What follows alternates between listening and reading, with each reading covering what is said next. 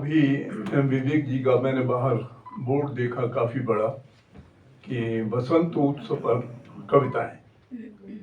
तो बात 14 तारीख को हमारी इस धरा पर वसंत उतर चुका है और कामदेव के तीर जो है सारी सृष्टि को लग चुके हैं। पशु पक्षी वनस्पति पेड़ आप सभी देख रहे हैं कि वो नया सृजन कर रहे हैं।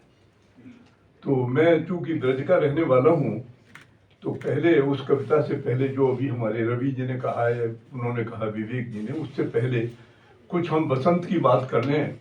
वसंत लग चुका है और वो इस प्रतीक्षा में है कि वो ये चिट्ठी मुझे आ गई है, कल मेरे पतिदेव जो है वो आएंगे। तो देखें कि पाती मिली पी आवन की, समझते होंगे आप कि पाती मिली पी आवन की एक सुंदर नार श्रृंगार रचायो। पाती मिली पी आमन की एक सुंदर नार श्रृंगार रचायो और पीरी ही केसर पीरी ही वेसर पीरो ही पान दियो मुख में और पीरो ही हार ही लटकायो। पीरी केसर पीरी वेश भी पीला है, पीरी ही केसर पीरी ही वेसर पीरो ही पान दियो मुख में और पीरो ही हार ही लटकायो और पिया के वियोग में पीरी भई, पिया के वियोग में पीरी भई पर पीरी फटीनो पिया नहीं आयो। और अभी जिस दिन हमारी डॉक्टर विवेक से बात हो रही थी तो मैं 4 लाइनें लिख रहा था। मैंने कहा भाई वसंत उत्सव डॉक्टर विवेक कविताएं करा रहे हैं तो कुछ वसंत पर भी 4 लाइनें मैंने लिखी। देखिए कि आज काम देव को बज रहो मजीरो है, मजीरा समझते होंगे कि आज कामदेव को बज रहे हो मजीरो है और देख सकी चारों ओर पीरो ही पीरो है, और देख सकी चारों ओर पीरो ही पीरो है और एक नार बोली मैं तो जन्म की अभागिन सखी, एक नार बोली मैं तो जन्म की अभागिन सखी और वसंत में तो बिना कंत जीवन ही अधूरो है। वसंत में तो बिना कंत माने पिया, वसंत में तो बिना कंत जीवन ही अधूरो है और देख सकी आज चारों ओर पीरो ही पीरो है। क्या बात, उठ जाएंगे। और एक और 4 लाइनें हैं कि प्रीतम मेरे अबहू न आए, कि प्रीतम मेरे अबहू न आए चारों ओर वसंत, प्रीतम मेरे अबहू न आए चारों ओर वसंत और को जाने वह नार की पीड़ा, को जाने वह नार की पीड़ा जाके पासन कंत, को जाने हुआ नार की पीड़ा जाके पास में कम। और अब मैं जो मुझे आदेश हुआ है तो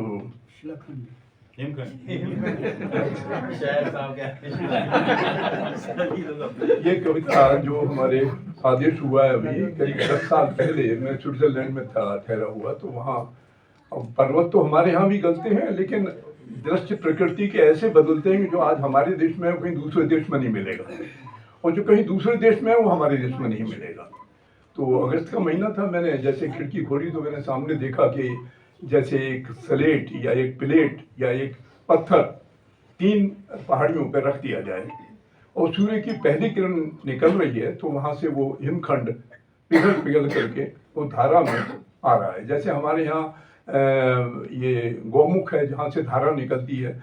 बाद में जब मैं नीचे गया घूमने के लिए जर्मनी में तो वहाँ एक बड़ी नदी यानी करीब 5-6 फुट चौड़ी नदी में उसने कहा कि आगे जाके ये बड़ी नदी बन जाती है।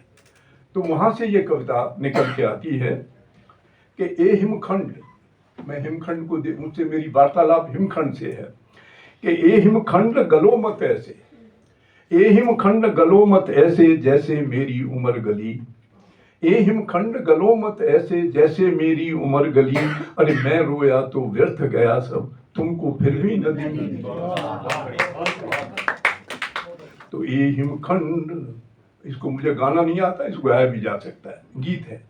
ए हिमखंड गलो मत ऐसे जैसे मेरी उम्र गली, अरे मैं रोया तो व्यर्थ गया सब तुमको फिर भी नदी मिली, तुमको फिर भी नदी मिली और मुझ में तुम में और मुझ में तुम में अंतर केवल, कोई अंतर नहीं है ना, मैं मुझ में जब मैं भी तुम्हारी तरह गलता हूँ तो मुझ में और तुम में कोई अंतर नहीं है कि मुझ में तुम में अंतर केवल, मैं भी कोमल तुम भी कोमल, अरे मैं भी कोमल तुम भी कोमल, मैं भी कोमल तुम भी कोमल, तुम जन्मे सीधे अंबर से, अरे तुम जन्मे सीधे अंबर से, मैं भी किसी प्रणय का प्रतिफल। जब मेरे माता पिता ने प्रेम किया तो मेरा जन्म हुआ, और तुम सीधे अंबर से उतर के आए हो, तो अननोन है हम दोनों जो है, इसलिए हम कोई अंतर नहीं है।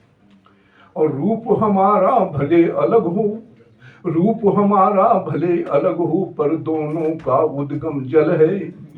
रूप हमारा भले अलग हो, पर दोनों का उद्गम जल है। तुमको भ्रम तुम अमर रहोगे, तुमको भ्रम तुम अमर रहोगे, पर जीवन तो पल दो पल है, पर जीवन तो पल दो पल है। और पालोगे तुम गल कर मंजिल, अरे तुम पालोगे गल कर मंजिल, में भटकूंगा गली गली, ये हिमखंड गलो मत ऐसे, जैसे मेरी उम्र गली। मैं रोया तो व्यर्थ गया सब, तुमको फिर भी नदी मिली।